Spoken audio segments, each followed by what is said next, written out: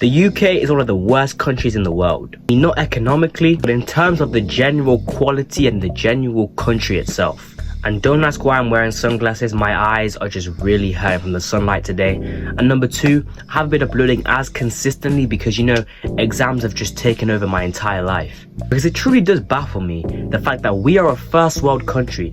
Us in America, we are a first world country, probably one of the richest countries on this entire planet. Because my experiences growing up in a secondary school making videos has been absolutely traumatizing. And you know what? If I wasn't just a man made of steel like Joseph Stalin, I definitely would have quit by now. To survive as a content creator in the UK, you really have to have some sort of confidence, and number two, you really have to have a lot of tolerance to people. One thing I don't get is when people, they make platforms for themselves, you know, they create these big ass platforms, they end up building it up, and then when something ends up happening, because they don't have thick skin, they now end up crying, crashing out and burning. In my opinion, if you do not have thick skin and if you do not have the confidence to go out and make videos and do stuff like that, why the hell do you even have a platform to begin with? Why would you ever even think about trying to do social media?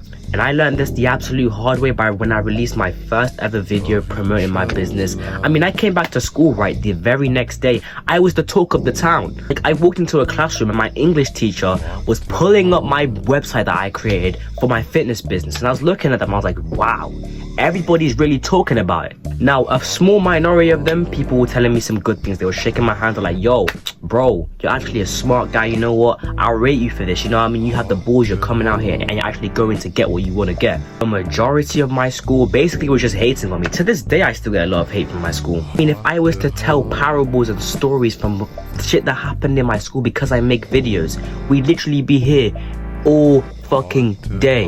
People just randomly reporting my account, people literally trying, you know, whenever I'd make videos, right, my year group is so self-centered that these people would think that it's aimed at them. My head of year calls me to his office and tells me some person thinks it's aimed at them.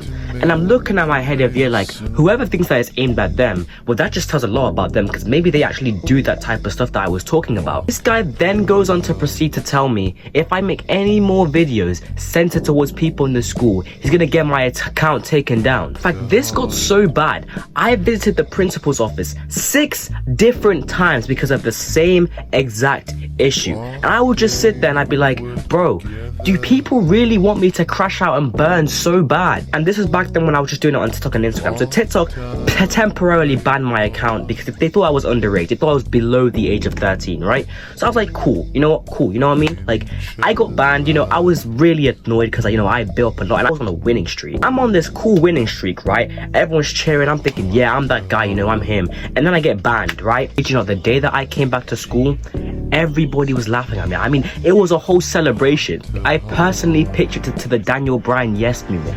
Everyone was so happy, other than my friends and a small minority of my friends.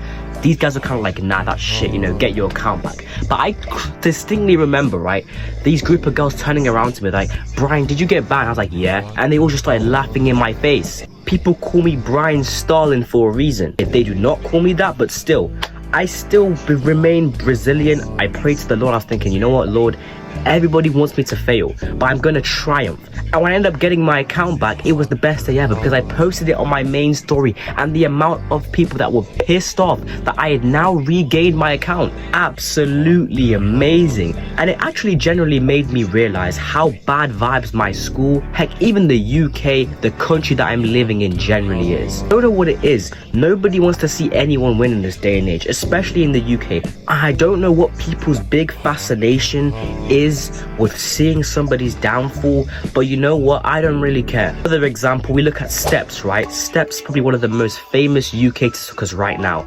People were calling him a wannabe Kai Cenat, wannabe Kai Cenat. And I'm looking at people saying, this is a guy that's built his shit brick by brick like Franklin Saint. He worked hard to get to where he is now, and now that he is where he is, people are calling him the wannabe Kai Cenat. Are you absolutely fried that there are people, especially in my country, that are so bored with their lives, that have nothing going for them, they are sitting there preying on somebody's downfall? I mean, if you think about cancel culture back in the day on Twitter, which we need to stay that in 2022, but cancel culture was mainly coming from, you know, streamers, you know, content creators in the US and the UK. I mean, people would put their whole time and energy and whole being, whole soul into making sure that person's life was a living hell because of something that they said in the past or something that they said. And it absolutely baffled me. I'm thinking, do you not have anything better to do with your life? Another good example of this would be when I had literally a girl turn around to me and say to me, I can't wait for the day that you die and rot in hell. I've literally been told,